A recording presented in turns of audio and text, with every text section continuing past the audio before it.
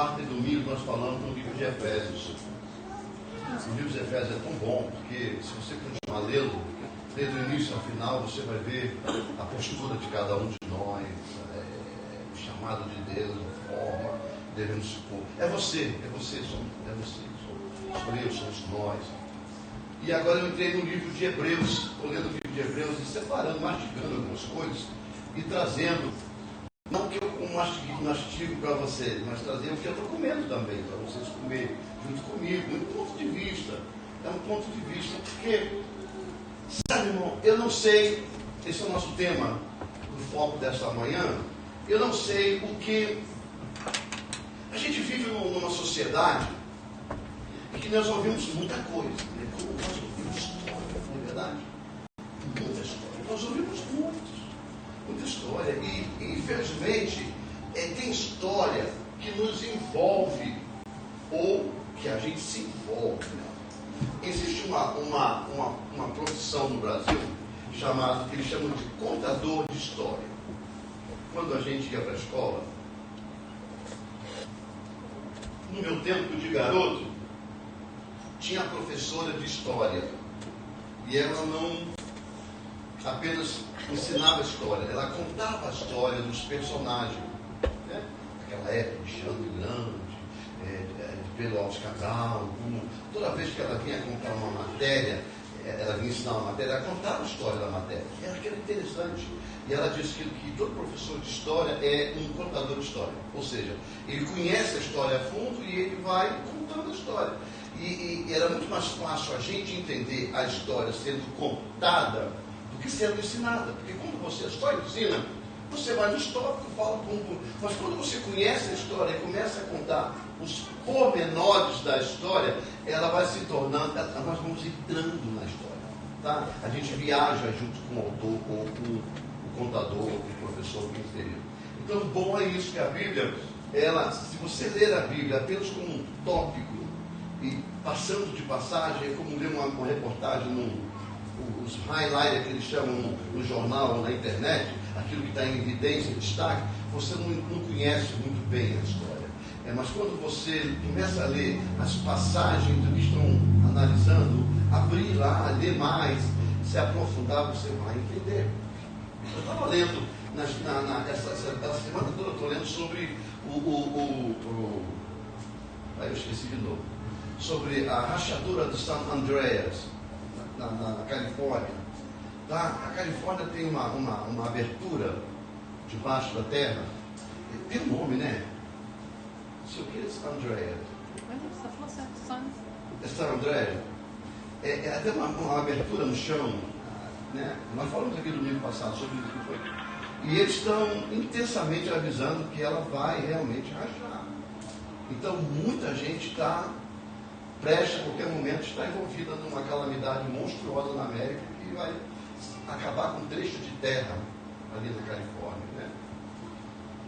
E o negócio enfim, eu estou lendo, me interessei. Por que eles estão tão afirmando que essa coisa vai acontecer? Eu não vou falar sobre isso, estou apenas dizendo que eu estou lendo. Se eu for só olhar assim, sabe aquelas reportagens no Brasil? Olha, o preço não sei de que vai abaixar. Aí você, vai baixar o preço, mas por que vai baixar? Ninguém sabe. Um vai empurrando para o outro aquilo que lê. Por quê? Porque são comentários, são fatos e são. A gente chama isso no mundo lá fora de buchiche. Aliás, eu esqueci. As crianças vão estar descendo nesse momento com a professora Elisa. Eu esqueci completamente para mim lembrar. O relógio muda tudo na nossa cabeça. Inclusive a forma de pensar. Né? Porque eu saí do roteiro, Casa das Mulheres, aqui as crianças vão estar descendo com a nossa querida irmã, a Elisa, vai estar ensinando.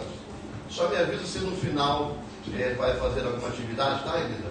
Me avisa, pede para alguém avisar. E outra coisa, professores, nós vamos estar liberando no final do culto o relatório, a ficha de relatório para você levar para casa e pensar na tua aula, na última aula que você deu.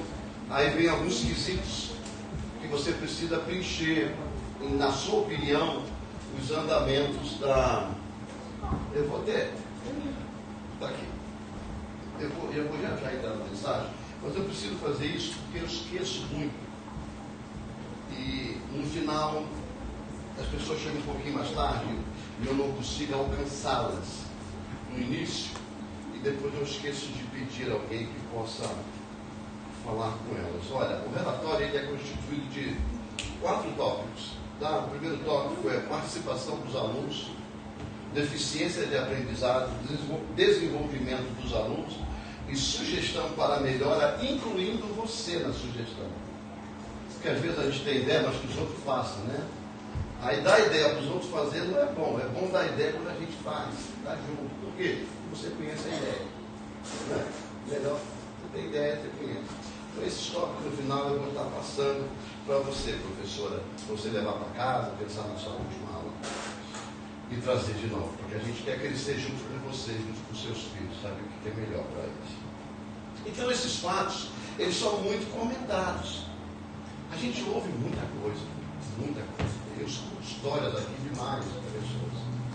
Né? E tem pessoas que me ligam, pastor, estou sabendo que o senhor mexe com o passaporte. Eu não mexo com o passaporte. Eu preencho o relatório. Mexer com o passaporte é pegar o passaporte e mexer assim para cima e para baixo. Não é? Eu não mexo com o passaporte. Eu preencho o relatório para renovar o passaporte e tirar o passaporte. Eu trabalho para o consulado, né? No consulado. Mas aí eu não tenho isso, não tenho aquilo. Eu digo, então você não tem passaporte. Mas me disseram que pode fazer, então vai aonde? Que disseram que fez. Não é assim que as coisas. Tem que escutar a história toda, não perguntar por quê. Porque nada se faz sem nada. Tudo se faz com tudo. Não é? Você cozinha, um seu restaurante faz arroz sem arroz. Tem que ter arroz, não tem como, né? Botar água, sal e um óleo, não vai sair arroz, vai? Não. E se não tiver funcionário, tem alguém para atender alguém lá? Não é máquina, né? Então as coisas têm que ser contadas e a gente tem que pensar. E esse foco de hoje é que às vezes, irmãos, a gente crê, mas não obedece. Porque não tem como obedecer se não crer. Não tem. Você tem que crer para obedecer. Não é verdade? Agora, como é que você vai crer? Conhecendo. Não tem outro jeito. Você tem que conhecer a história toda para poder crer. Não tem jeito. O foco desta manhã é justamente estar em Hebreus, aliás, está lá, está aqui, está lá. Hebreus 3, 7 ao 19. Vamos ler esta manhã. Enquanto ela prepara, Hebreus 3, 7 ao 19, tem às vezes que comentários mudam a nossa vida. Porque a gente entra, acredita, sabe, a gente obedece de forma errônea um comentário que fez. Você quer ver um exemplo simples? Brasileiro é uma bênção. Brasileiro é uma bênção. Ele quer fazer a mesma coisa que ele faz no Brasil na América. Um dia desse passou um vídeo em Boston, a rua cheia de gelo, bastante neve, estava lá o brasileiro de bermudinha, camisa sem manga, chinelinho na havaiana, aquilo me mata. E quando olha aquilo, chega a arrepiar. Não pelo chinelo, pelo frio que faz, e o povo tá de chinelinho havaiana. E o cara andando assim na rua. Aí embaixo, só pode ser brasileiro. Irmão, é porque sai de casa no Rio no 85 e acha que lá fora o Rio está normal. Aliás, abre até a porta e fala assim, aqui não está tão frio assim. Não, mas vai até aquela esquina lá embaixo e volta. No meio do caminho já está tudo duro. Sabe o que é isso? É porque as pessoas dizem que não faz mal. E a gente crê e obedece. Moda. Moda é uma forma de você crer e obedecer. A moda do vestido de malha justinho. Tipo cobertura de abajur. Foi assim que fica. Aí a criatura tem um pneu de Scania. E ela enfia o negócio e sai pra rua. Aí você olha, crê, baby, calma, baby. Estou dizendo, mas não é verdade. Calma, minha filha, calma. Tem coisas e coisas. Mas a moda diz que é para fazer. E você crê que aquilo encaixa. Até encaixa, mas não termina. Claro, o homem também é assim nas suas coisas. Claro que é. Mas tudo isso o que você tem ouvido? Eu encontro pessoas na América, eu encontro pessoas na América que falam que isso aqui é um roubo. Que esse país é uma coisa terrível, que não vejo a hora de ir embora. Abençoado, por que saiu? Porque eu não sabia. Ué, então te enganaram. De quem você ouviu? E o que você ouviu? O problema não é aqui nem lá, o problema é quem você ouviu. Porque às vezes as pessoas falam assim, aqui eu trabalho por hora e ganho o que aí eu ganhava 1 mês e meio. É verdade? E é verdade, acima da verdade. Mas só que eles esquecem que eles não pagam o aluguel em real. Eles pagam em dólar. Certa vez alguém chegou para mim e falou assim, se eu for para aí, olha, gosto de brasileiro, porque eu sou um deles, né? Eu nasci no país certo. Se eu for para aí ganhar $1.000 por mês, eu consigo? Digo, por mês? Consegue. Eu vivo? Não. Por que não, rapaz? Porque naquela época o dólar era 3, alguma coisa, agora é 5. Digo, não. Não, porque $1.000 você não paga nem o aluguel da sua casa. Não. Você pode achar aí um apertadinho com 900 tudo incluído, mas vai ficar lá dentro para morrer seco. Não come, não bebe, não veste, não anda, não faz nada. Por $1.000. Eu digo, $1.000 você tem que ganhar por semana. E olha, vai viver bem apertadinho quase às vezes. Por que apertadinho? Porque você tem 2 famílias. Uma na sua cabeça no Brasil, que são seus filhos, sua mulher, seu marido, seu que for lá, em banho, papagaio, periquito, o que for, e aqui você. Você é uma família, nem que você seja sozinho, mas você é uma família. Você come, bebe, veste, paga, consome. Você é uma família. Se você tiver mais do que um, vai se querer comer. São 2 famílias completas. Mas me disseram, aí você ouviu demais. Vim para a América, venha preparado para o melhor, mas se também se liga no pior. Porque tudo tem preço. Todo doce tem a pitada de sal. E às vezes a pessoa não gosta de comer sal. E aí sofre. Mas eu posso garantir uma coisa. Abençoe aonde Deus te botou. Porque muitos queriam estar no seu lugar. E não estão. Eu acho que se tornou no lugar de alguém. Então dê honra a Deus. E faça o seu melhor para vencer. E não esqueça do Senhor. Tudo são palavras. Certa vez, então o que acontece? Deus vem às vezes e traz à tona na gente as coisas que aconteceram. Para que a gente possa dar valor às coisas que estão acontecendo. E dar valor às coisas que vão acontecer. Deus, ele é muito inteligente. Deus não tem a sua mente, nem a minha.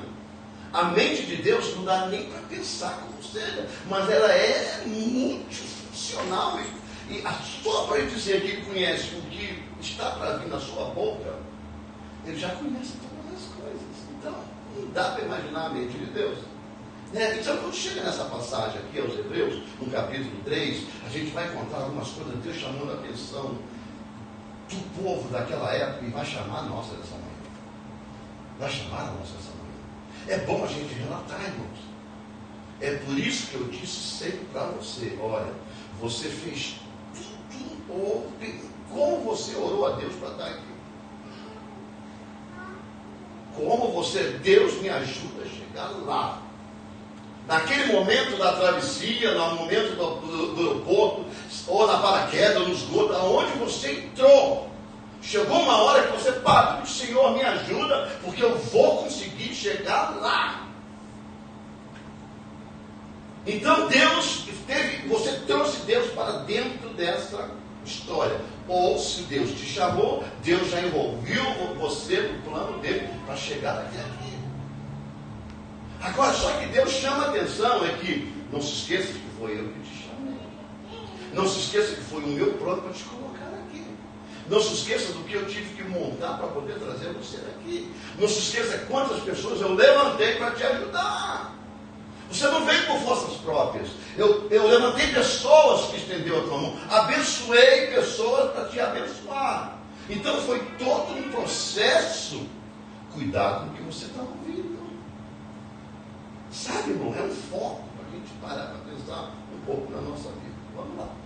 Hebreus 3, 7 ao 19 diz assim: pelo que, como diz o Espírito Santo, hoje, se ouvirem a sua voz, não endurecerás os vossos corações, como na provação no dia da tentação no deserto. Guarda bem essa tentação no deserto. Onde os vossos pais me tentaram, pondo minha prova, e viram por 40 anos as minhas obras. Olha, Deus lembrando esse povo. Por isso, me indignei contra essa geração e disse: estes sempre erram em seu coração. Aonde que eles erram? As emoções, viu, irmão, no coração. Tá? E não chegaram a conhecer os meus. Diga, eu tenho caminhos traçados por Deus. Cuidado com o seu coração. Vamos lá. Assim jurei na minha ira. Deus falando. Não entrarão no meu descanso. Ele já está falando no descanso, na vida eterna. O descanso de Deus é a vida eterna. Tá? Olha, Deus lá no Antigo Testamento está falando do povo. Por causa do coração mau, eles não herdarão o meu descanso. Não entrarão, nem entram, viu? Nem chega perto.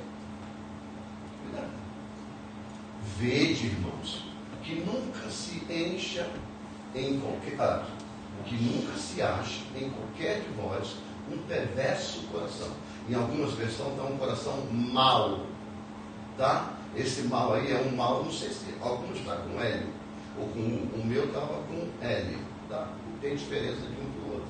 Um coração perverso, coração incrédulo, para se apartar do Deus vivo.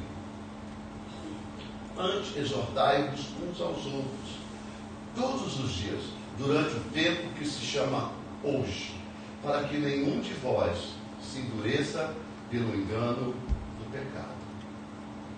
Porque nós temos tornado participante de Cristo, se é que guardamos firme até o fim a nossa confiança inicial. Enquanto se diz hoje, se ouvirdes a sua voz, não endureçais os vossos corações, como na provação ou na provocação, os quais os que, tendo ouvido, provocaram. Não foram, porventura, todos os que saíram do Egito por meio de Moisés? Olha, Deus levando o povo lá da onde eles saíram. E contra quem se indignou por 40 anos? Não foi, porventura, contra os que pecaram, cujos corpos caíram no deserto? E a quem jurou que não entrariam no seu descanso, senão os que foram desobedientes? Ou é uma pergunta, senão os que foram desobedientes? E vemos que não puderam entrar por causa da incredulidade. Eu não sei qual é o conceito de vocês sobre incrédulo. Eu não sei qual é o conceito. Mas tem um conceito que todos nós somos, que nos leva a ser incrédulos. É quando a luta vem e a gente crê que Deus está falando conosco. É quando a luta vem e a gente diz: mas nada acontece ao meu favor. Tudo é contra mim. Deus não levanta ao meu favor. Eu não sei o porquê que eu estou passando por isso. Nunca diga, eu não sei o porquê. Sempre diga o para que eu estou passando por isso. Porque primeiro, se você tem Jesus no seu coração, você sabe que é para quê, não por quê. Tá? Mas vamos lá. Vamos partir do início de todas as coisas. Quando eu perguntei a vocês, o que é que vocês têm ouvido? Porque a primeira aprovação desse povo foi lá no livro de Êxodo, olha aqui, ó, Êxodo 36, 1 ao 9. Aliás, Êxodo 32, 1 ao 9. Sabe? Aqui a gente vai encontrar a primeira tentação. A Bíblia fala de duas tentações, ou provações, como queira. Uma no Antigo e uma no Novo.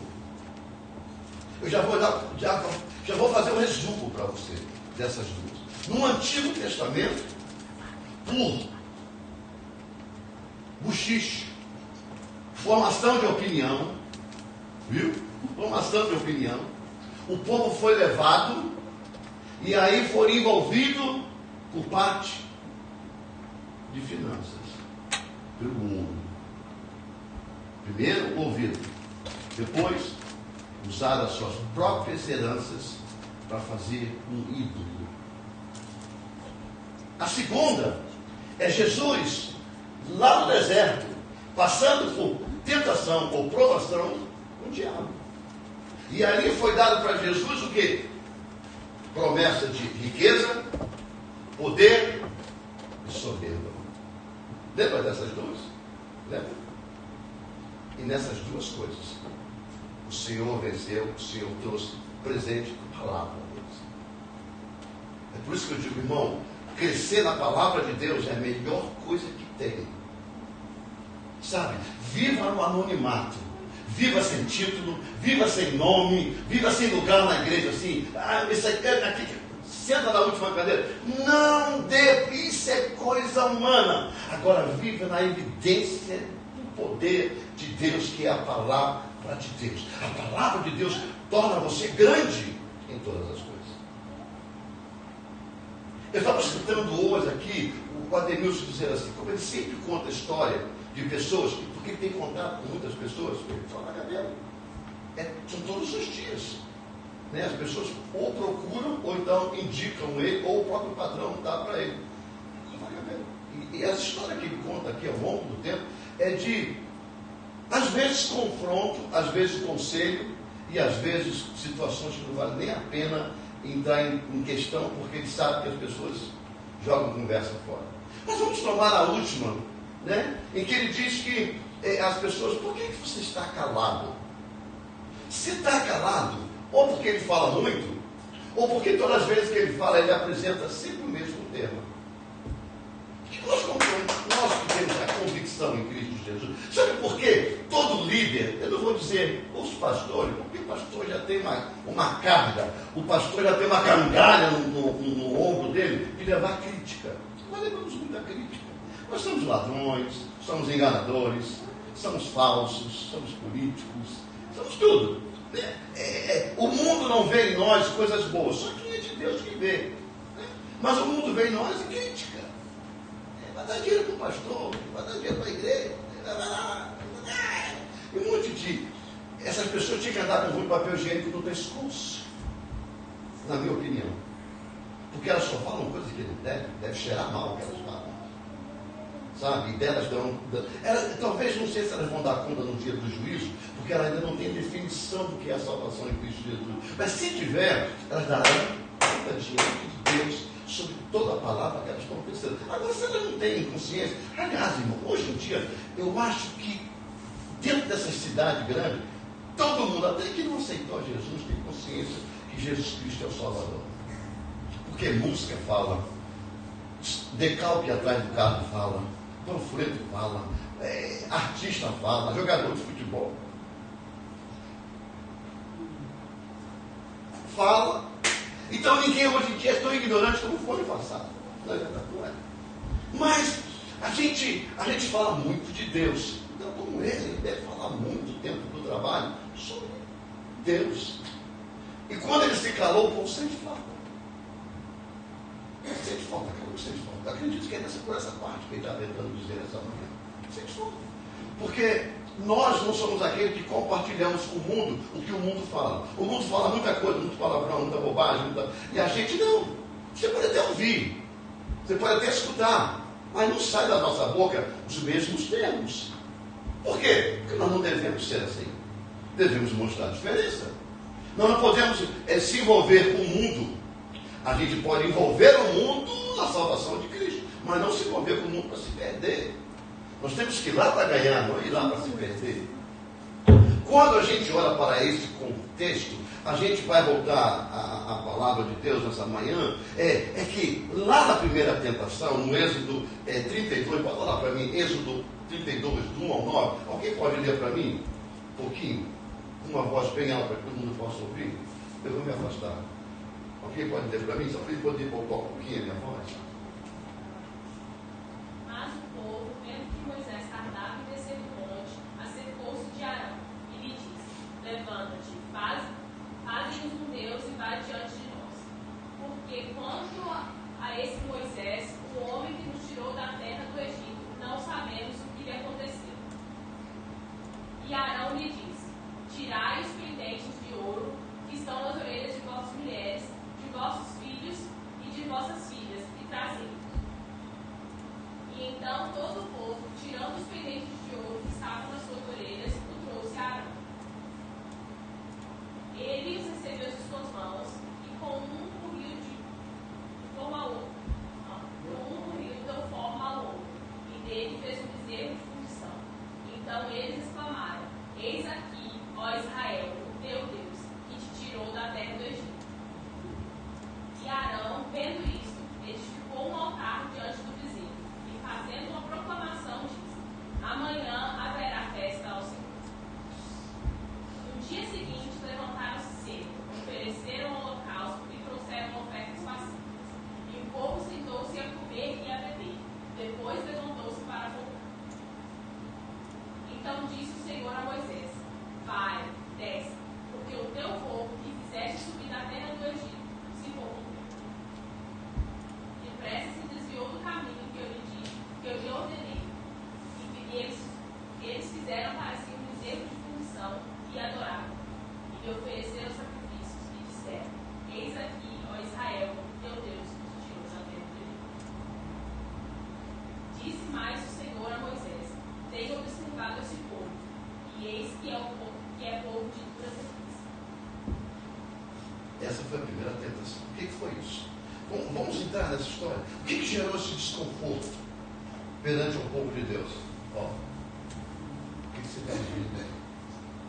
Esse povo aqui, é aquele povo que Deus tirou do Egito. Você lembra o que aconteceu lá? Lembra do início que ele fala para Moisés: Moisés, eu tenho ouvido o clamor do meu povo, a oração do meu povo. Agora eu vou te levantar e você vai ser o libertador do meu povo. E ele vai, mas eu não sei falar. Aí ele foi, trouxe Arão, porque Arão tem a voz, falava, tudo aconteceu, as serpentes, as 7 pragas, atravessaram o mar, aquilo tudo Deus provou para eles que Deus era com ele. Mas só porque Moisés tinha ido orar e demorou um pouco, eles disseram: cadê esse cara? O cara sumiu, o cara morreu. Vamos montar a gente precisa ter um Deus visível. A gente precisa ver Deus. A gente precisa ter um Deus presente. Porque nós estamos aqui e agora a gente não tem mais Deus e não tem mais Moisés. A gente precisa de um Deus. Precisa de um Deus. Você já tem Deus. Você já tinha uma promessa. Você viu o que Deus fez com vocês o tempo todo. E essa passagem aqui é interessante, porque Deus diz: eu vou fulminar todos eles. Aí Moisés diz: peraí, o que o povo vai dizer? O Senhor tirou ele do Egito para fulminar ele no monte. Você está me entendendo? E o pior é que a mente desses homens, das pessoas, não foi de Arão, mas o Arão foi um fundidor. Eles deram os pertences de valor que eles tinham para criar um Deus. É por isso que a Bíblia diz que o amor ao dinheiro é a raiz de todos os males. Porque tem pessoas que são agarradas com essas coisas e usam essas coisas. Tem pessoas que fazem do seu dinheiro um Deus, da sua finança um Deus, das suas propriedades um Deus, das suas coisas que adquire um Deus. Você está me entendendo, irmão? É por isso que o autor aos Hebreus traz esse povo dentro de uma realidade que fala assim: olha, eu tenho que mexer no seu íntimo, eu tenho que mexer na sua alma, no seu sentimento, porque senão você não vai me entender. Você não vai me entender de maneira alguma. Se eu não mexer naquilo que mais você tem amor, você não vai entender o meu amor. Eu tenho que quebrar esse paradigma. Eu tenho que quebrar essa casca para que você entre em mim e eu entre em você mais profundamente. Porque senão não dá. Vocês estão... Isso aí é o autor falando aos hebreus, tá? Não eram os judeus, mas eram os hebreus. Tá? Esse povo que estava vivendo um cristianismo latente, saindo do judaísmo, e o autor diz: ei, vocês estão voltando para a tentação, vocês estão voltando para a aprovação, vocês estão agindo do mesmo jeito. Do mesmo jeito. O que Deus está falando nessa passagem, não só para eles, mas para nós também, é que às vezes, irmãos, a gente precisa de um Deus visto do que de um Deus que a gente não vê. De que forma? A gente precisa ver Deus fazendo, porque quando Ele não faz, Ele não é Deus. Às vezes você pede, eu peço, mas não consegue, a gente acha que Deus não quer dar. Não, é que Ele está vendo que aquilo não é bom para a sua vida. E às vezes nós colocamos um Deus em xeque, em questionamento.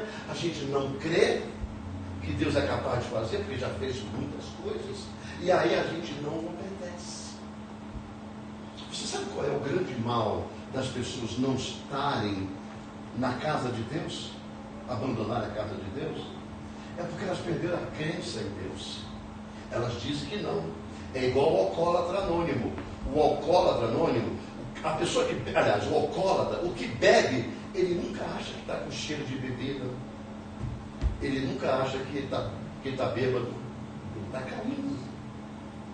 Sabe? É igual quem tem mau hálito. Quem tem mau hálito nunca acha que tem mau hálito. Porque ele não sente. Quem vê um bêbado, mas ele não tira.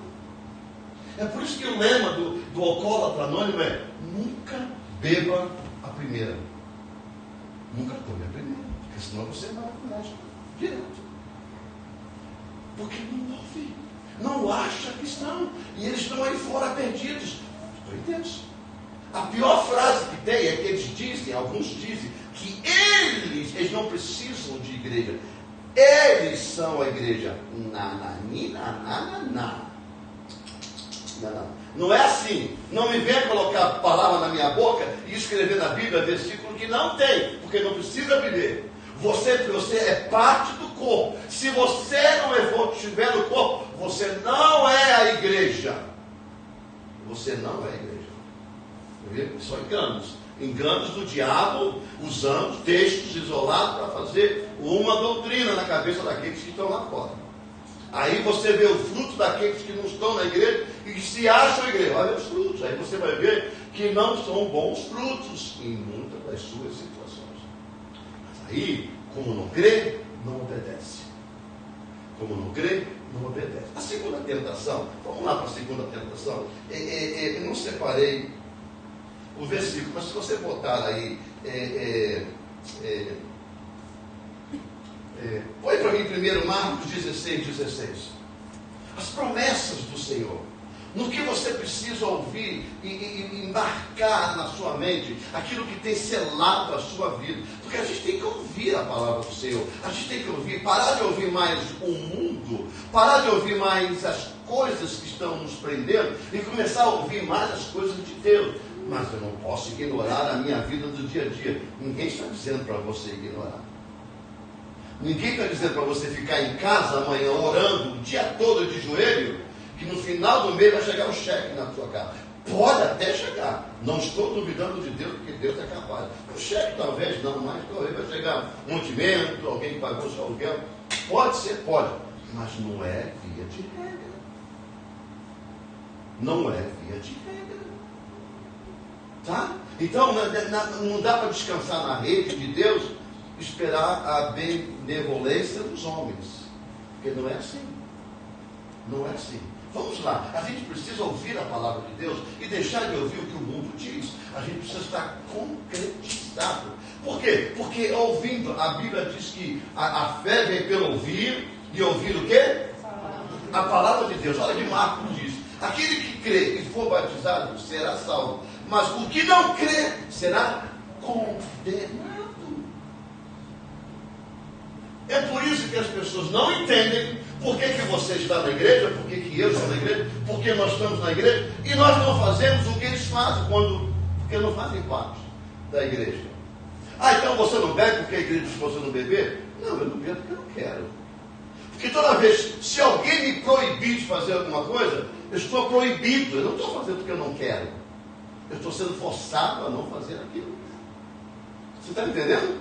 Aí não é mandamento de Deus, é regulamento de um lugar, de uma instituição. Agora, eu não bebo, eu não fumo, eu não roubo, eu não prostituo. Por que não prostituo? Não prostituo. Por que prostituo? É a mesma desgraça. Por quê? Porque eu decidi não fazer. Porque a palavra de Deus me mostra que isso é errado. É decisão e não lei.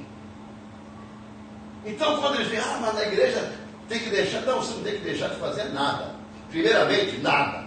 Vem para a igreja do jeito que está. Ah, mas eu sou isso, eu sou aquilo, eu faço. Vem do jeito que está, o teu lugar na igreja. A igreja é lugar de quem peca. A igreja é para quem é pecador, para quem é torto, para quem está errado. A igreja é. Por quê? Porque aqui você conserta. Aqui Deus te conserta. Aqui não é lugar de santos. Se todo aquele mundo fosse santo, estava no céu. Por que até agora você não foi arrebatado? E eu também não fui. É porque eu tenho calo para arrancar. É porque eu tenho crosta no meu corpo para arrancar. Enquanto isso não for edificado, enquanto isso não for lixado, eu não vou ver a graça de Deus. Nem você. Por isso que eu estou aqui. Todo dia você tem que passar uma lixa no seu corpo, que é a palavra de Deus, para tirar tudo aquilo que está impossibilitando de você ver a glória. Amém, igreja? Amém. Agora vai chegar um dia que Deus diz: agora acabou, com calo ou sem calo, sobe, que no meio do caminho eu te limpo. Limpa tudo, a gente vai ser glorificado e a gente vai ver a glória do Senhor. Enquanto não, palavra de Deus. As pessoas, mas você prega isso, o outro prega a mesma coisa. Por que prega a mesma coisa? É porque tem que pregar, bater até abrir. Até. Porque se fosse. Sabe quem prega? Porque você não mudou. Ou porque eu não mudei. Alguém tem que mudar. Você vai para a escola? Esse ano aprende. Ano que vem seu filho. Vai aprender a mesma coisa que você aprendeu. Tá? A mesma coisa. Por quê? Porque é necessário. As bases, os pilares do ensino têm que ser os mesmos constantemente. Comida para fazer forte é feijão, arroz e angu. Feijão, arroz e quiabo, babado, com galinha. Mas não dá para fazer a batatinha frita. Não, é arroz, feijão e angu. Tem que ser tutano, tem que ter forte. Essa é a base. Final de semana você pode comer a batatinha, mas final de semana é arroz, feijão. Amém? Por quê? Porque você tem que crescer forte. Aí não come. Não come. De jeito nenhum. Prega para mim a tentação de Jesus no deserto. É logo no início de Mateus. Bota para mim que eu quero falar um pouco sobre isso. Aí é por isso que Marcos vem assim, olha, precisa ver, sabe? Precisa crer. É por isso que tem pessoas, ensinamento é assim, quem está ali, só um minuto, tira o Marcos não, tá? Está escrito assim, quem crê e for batizado, sabe? Aí a pessoa acha que primeiro, sendo batizado, não vai para o céu. Mentira. O primeiro toque, a primeira força, a primeira porta que se abre, você tem que crer. Mas por que batiza? Porque depois que você crê, você segue o regulamento de Deus, a direção de Deus, os posicionamentos de Deus. Aquele que crê e for batizado, uma sequência, será salvo. Porque se você não crê, você não tem como seguir regulamento nenhum. Você precisa crer. Depois você obedece. Entendeu? É fácil de entender, não é? Depois você obedece. Mas aí, olha, veja bem. Veja o poder do crer. Veja o poder do crer. Se você crer, será salvo. Se você não crer, será condenado. Está vendo o que acontece? Você está vendo o que acontece? Ah, mas por que você diz que eu não creio em Deus? Porque você não faz a obediência naquilo que Deus diz. É fácil.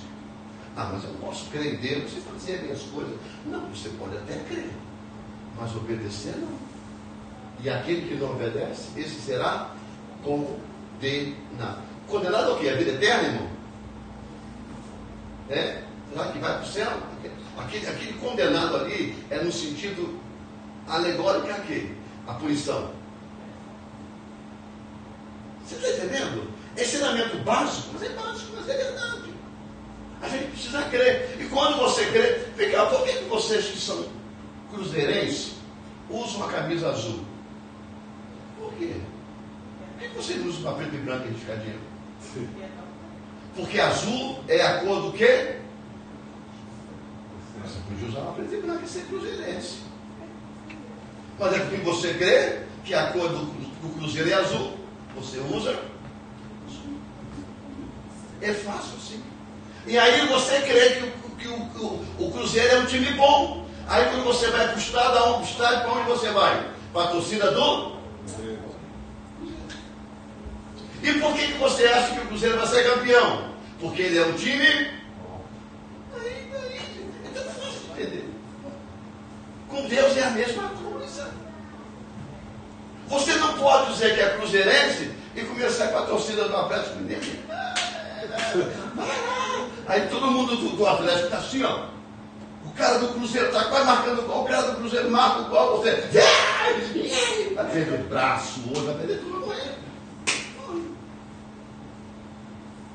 Não. Eu creio, eu sou cruzeirense. Comigo ninguém. É eu. Assim acontece com Deus. Precisa crer. Precisa crer. Vamos lá na tentação de Jesus no deserto? É logo no início, né? Bota para mim. Ah lá. Diz assim. Então foi conduzido Jesus pelo Espírito Santo. Viu? Então quem conduziu Jesus ao deserto foi o Espírito Santo. Tá? Para ser tentado. Provado. Tentado é provado. Pelo diabo. Jesus, homem, tá? Homem, conduzido. Mente. Não pegou pela mão. Jesus vai no lugar tal. Sobe a rua. Desce. Levanta a cabeça. Vira para a esquerda. Aí é o seu lugar. Aí, fica aí. Então foi conduzido. Então ele diz assim, e tendo jejuado 40 dias, 40 noites, depois teve fome. Teve sede? Ali diz, então pode ter bebido água. Senão dizia, não comeu nem bebeu.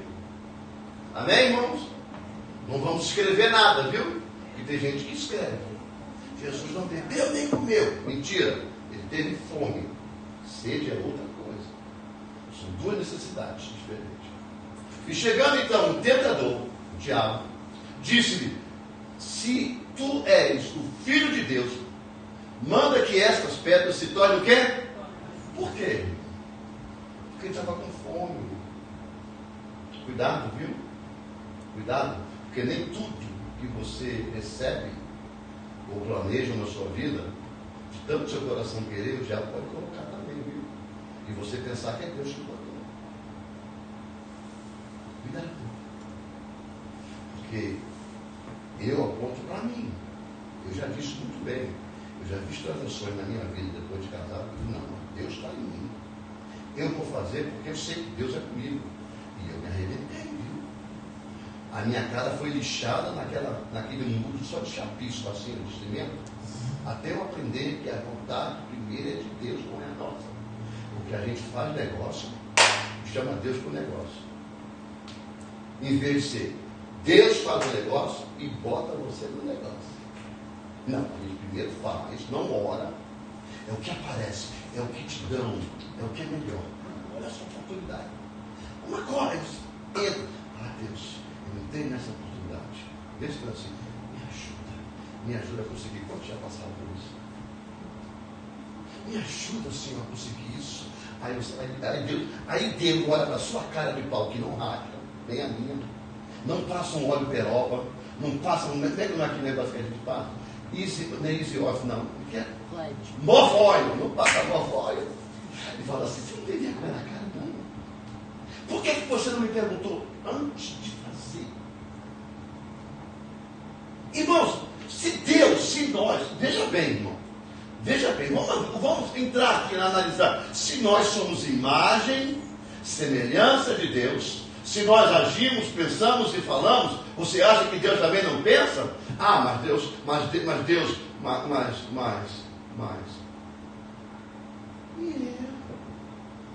sabe que você vai tomar esse tipo.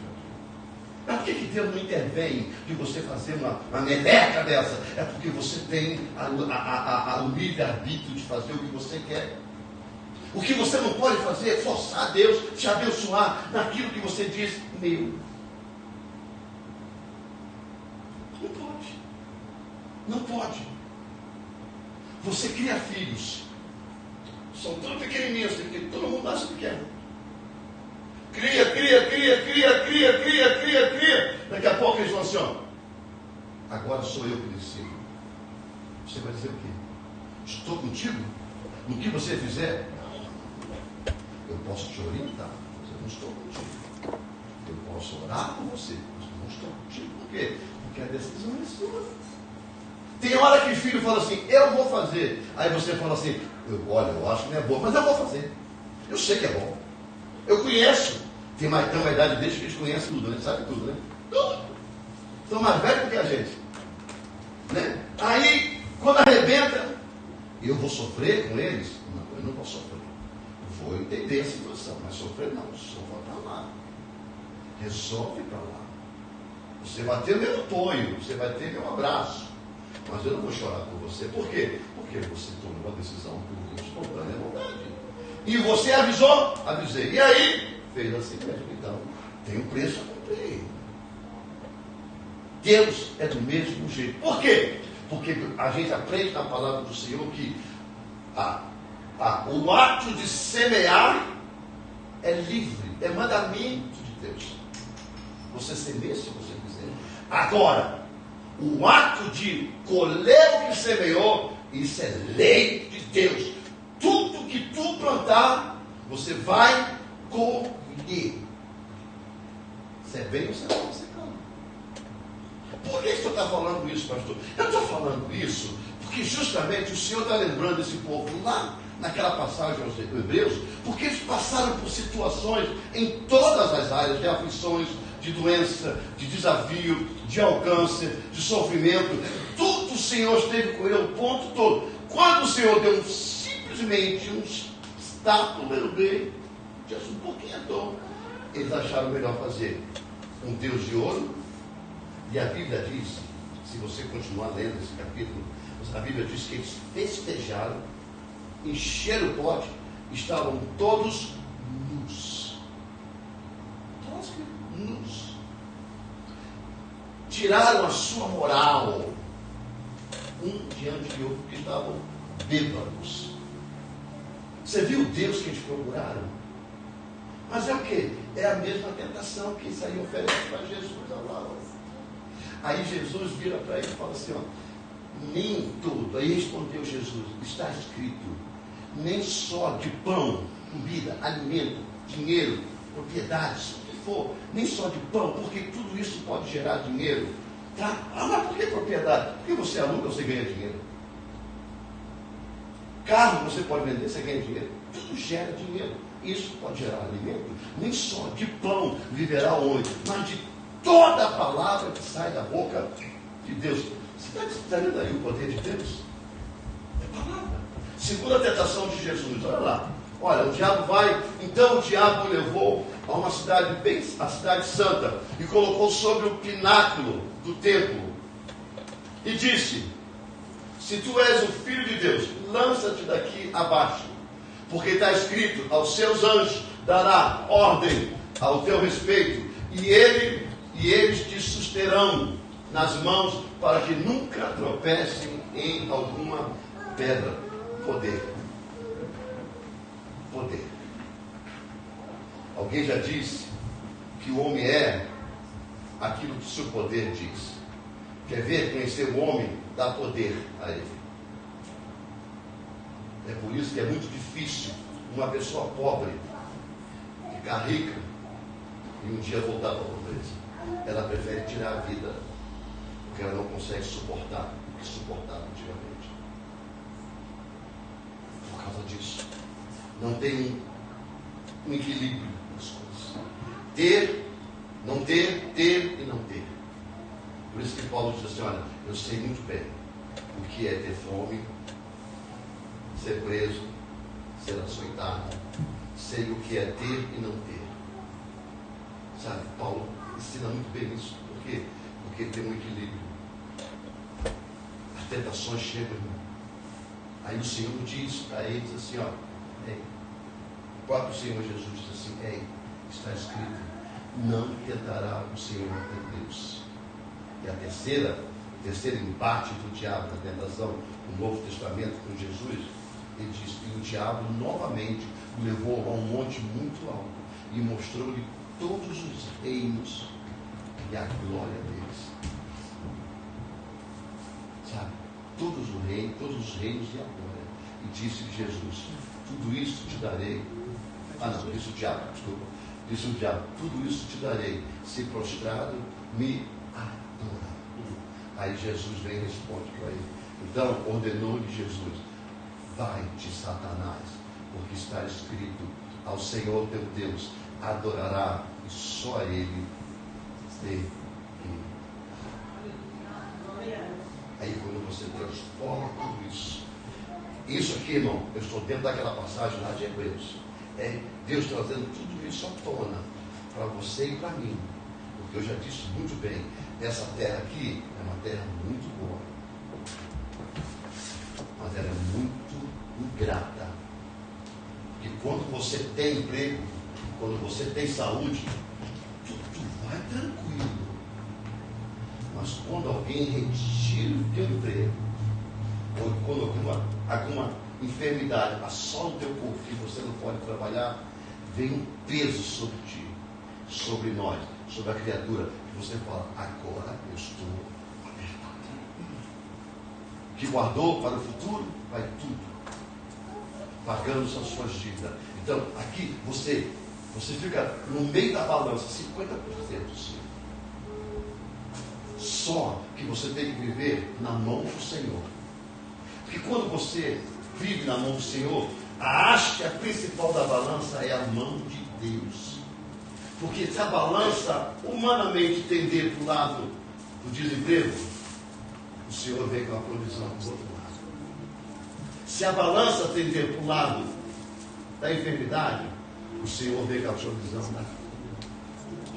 Então, quando a gente tem um equilíbrio da haste principal da balança, que é a mão de Deus, e lembrar dessas coisas, irmão, e lembrar, porque olha, irmão, o bom amigo é aquele que te conduz à presença de Deus. O mau amigo é aquele que no dia que você tem um compromisso com Deus, ele entra na tua casa e te convida para ir a algum lugar. Só que ele não é um domingo só. São 2, são 3, são 4. Mas por que o Senhor sempre traz a igreja à tona? O que você quer cuidar? A sua vida com Deus, eu não posso avaliar, eu não vejo você.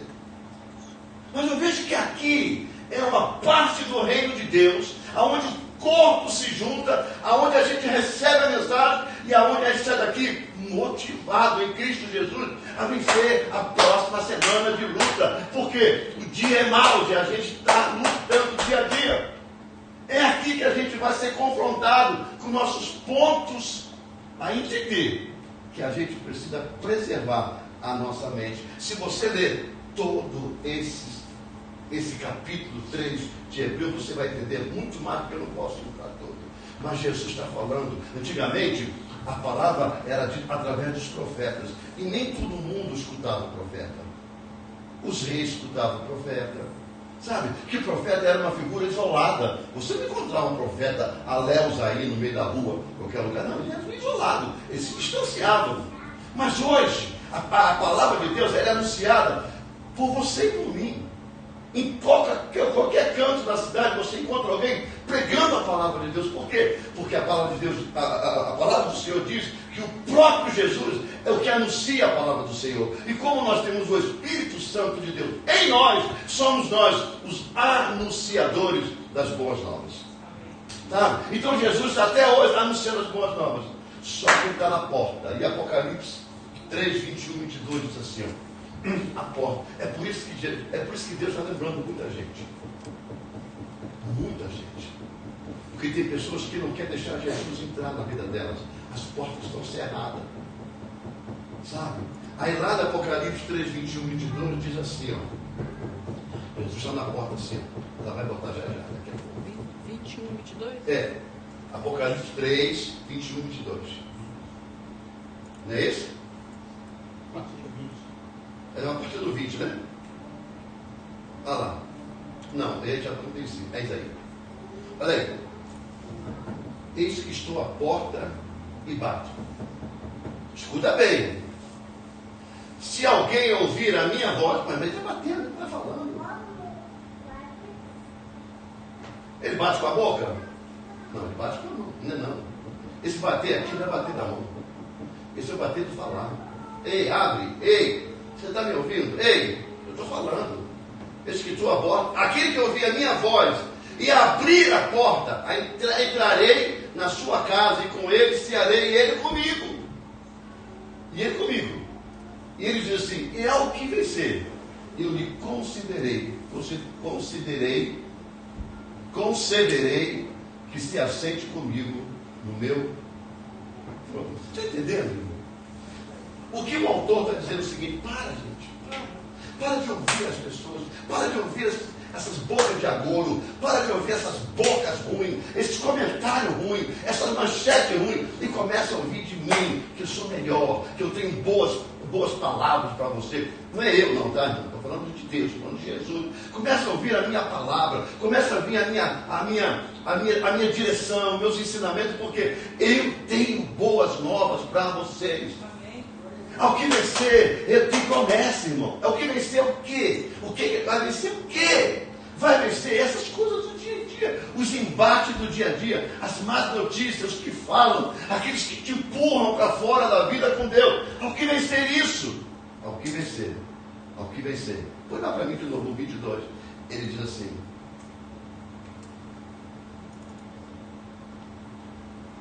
Não, é o anterior. Ao que vencer, eu lhe concederei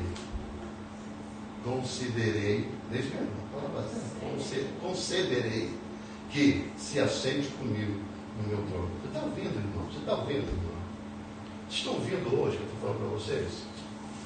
Para de ouvir os outros, começa a ouvir mais a Deus. Começa a ouvir o que Deus tem preparado para a vida de vocês.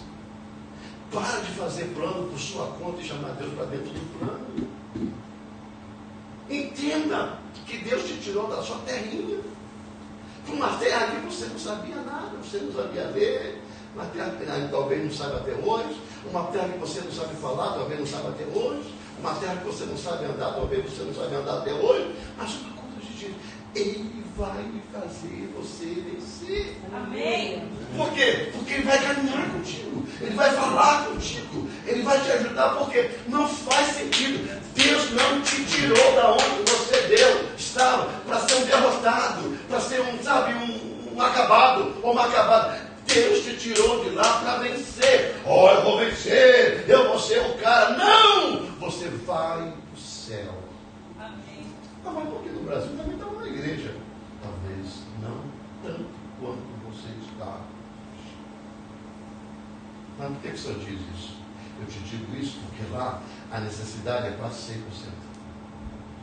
Aqui eu garanto a vocês que a maioria tem dentro da sua casa hoje. Eu quase não vou na casa de ninguém, que é raro.